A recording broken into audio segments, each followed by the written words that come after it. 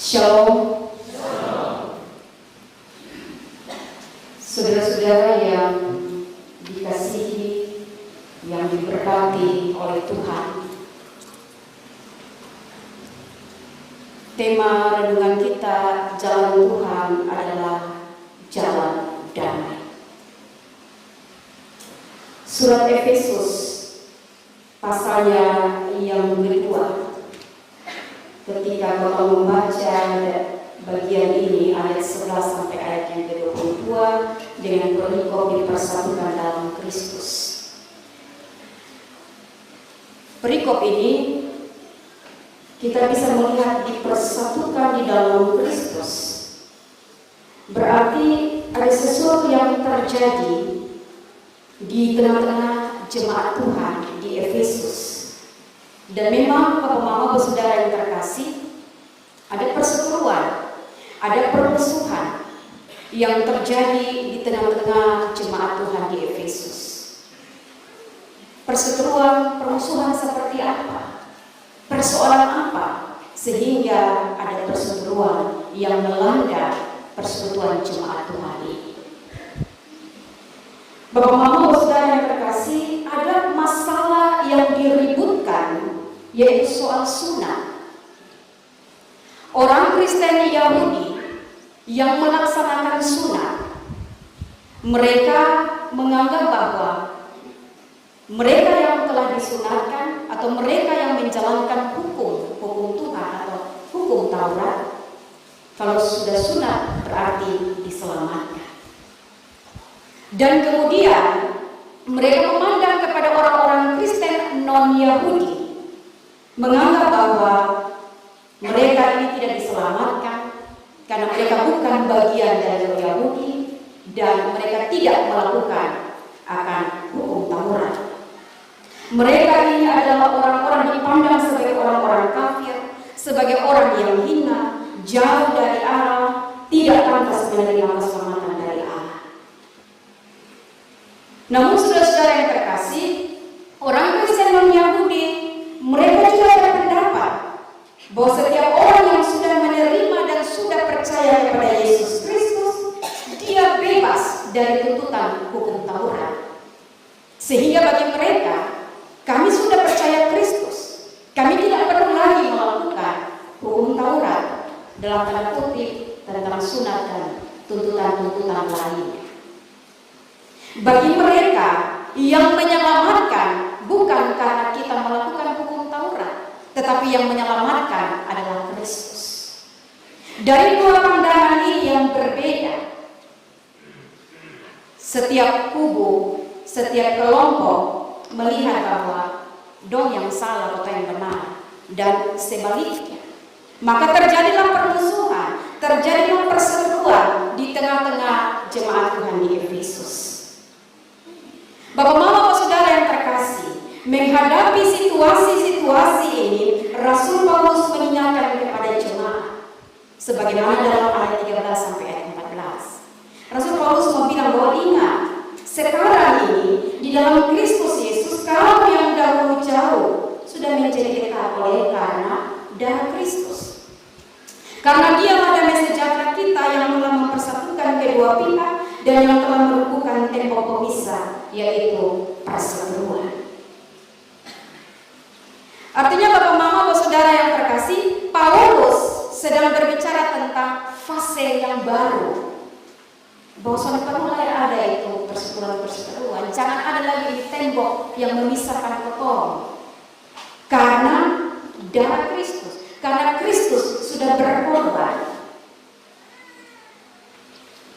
Dan Paulus mau bilang bahwa misi Allah yang utama adalah menyelamatkan manusia, menghadirkan Yesus Kristus dan menyelamatkan manusia. Dan saudara yang terkasih, misi itu untuk Yesus lewat jalan penderitaan dan kematian di atas kayu salib. Rasul Paulus memakai kata oleh darah Kristus, dan ini adalah gambaran tentang harga yang sangat mahal yang Yesus lakukan untuk misi penyelamatan Allah bagi manusia.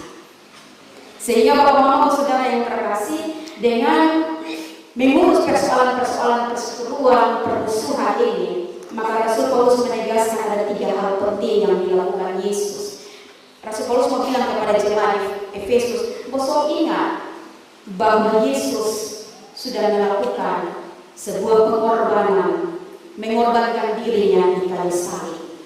Sehingga dengan mengorbankan diri itu, maka yang pertama, karena dia sudah mengorbankan diri, maka tuntutan dan aturan hukum Taurat itu menjadi batal.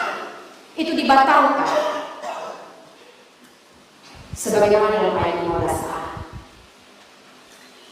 Artinya saudara-saudara yang terkasih, Rasul Paulus mau bilang bahwa pandangan yang mengatakan bahwa saya telah berbuat baik, saya sudah menaati seluruh hukum Musa, maka saya selamat. Nah, ini yang Paulus mau tegaskan bahwa itu pendapat yang salah. Bukan karena engkau berbuat baik, bukan karena engkau telah melakukan hukum Musa, maka engkau selamat. Tetapi keselamatan itu datang dari Allah karena Yesus Kristus yang telah berkorban. Ini yang pertama yang Paulus mau tegaskan kepada jemaat di Efesus, bahwa Yesus sudah berkorban, maka segala hukum Taurat menjadi batal. Yang kedua, Paulus juga mau bilang bahwa Yesus berkorban, maka ada ciptaan manusia yang baru. Manusia yang baru itu tercipta melalui pengorbanan Kristus. Ada terciptanya sebuah komunitas baru, ada terciptanya sebuah persekutuan manusia yang baru, yang hidup sebagai umat Allah tanpa membeda-bedakan. Dalam bahasa Rasul Paulus bilang, tidak ada lagi kelompok suku Yahudi atau non-Yahudi, tidak ada lagi orang asli atau orang pendatang, tidak ada lagi orang bersunat dan tidak bersunat, tidak lagi, atau jangan sebut lagi tentang orang jauh dan orang dekat, tetapi melalui salib Kristus segala tembok pemisah telah diruntuhkan. Melalui salib Kristus Allah telah menjadikan semua orang jadi satu umat yang baru, yang hidup berdampingan sebagai saudara dan boleh menyebut diri sebagai anak-anak Allah Bapa. Itu yang kedua yang Paulus mau tegaskan. Yang ketiga, bahwa melalui pengorbanan Yesus terbuka jalan menuju perdamaian yang menghadirkan damai sejahtera Allah, di mana semua manusia dapat hidup sebagai keluarga Allah. Saudara-saudara yang terkasih, oleh darah Kristus yang sudah mati tersalib, di situ ada pendamaian. Pendamaian melahirkan persekutuan antara manusia dengan Allah dan sesama. Pendamaian mendatangkan pengampunan dan penebusan atas hidup. Pendamaian menjadi jalan masuk hidup dalam persekutuan dengan Allah sebagai satu keluarga yang saling terikat, yang saling tersusun rapi dan saling bergantung satu sama lain. Jadi saudara-saudara yang terkasih, ada 3 kata kunci di sini yang Rasul Paulus tegaskan, yaitu membatalkan, menciptakan, dan mengadakan perdamaian. Membatalkan, menciptakan, mengadakan. Membatalkan yaitu membatalkan tuntutan aturan Taurat sebagai jalan keselamatan. Itu dibatalkan. Jadi tidak ada lagi orang yang bilang bahwa karena saya baik ini, karena saya berjasa, karena saya yang berkorban, saya yang bikin begini, makanya semua orang selamat, atau karena saya baik maka saya selamat.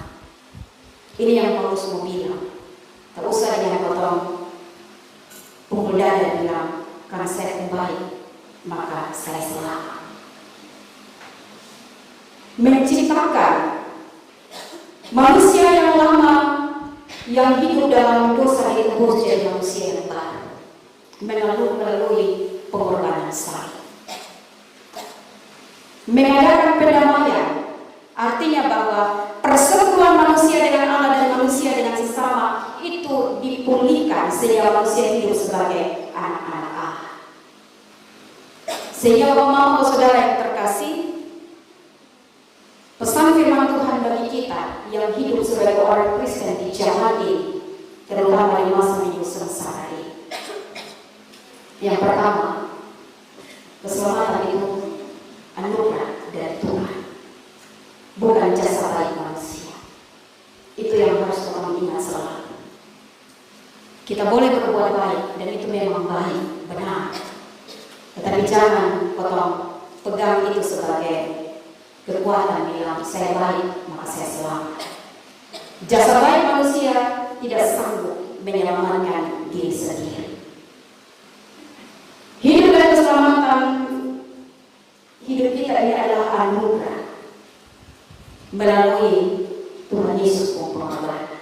Maka saudara-saudara yang terkasih, bersyukurlah atas kasih karunia Allah dalam Kristus yang sudah menyelamatkan saudara dan saya.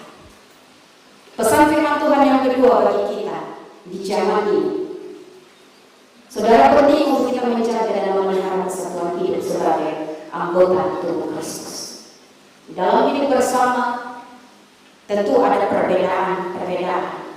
Perbedaan boleh ada, namun perlu ada kerendahan hati untuk potong saling menjaga, potong saling memelihara, menjunjung tinggi kesatuan tubuh Kristus agar tidak terpecah belah.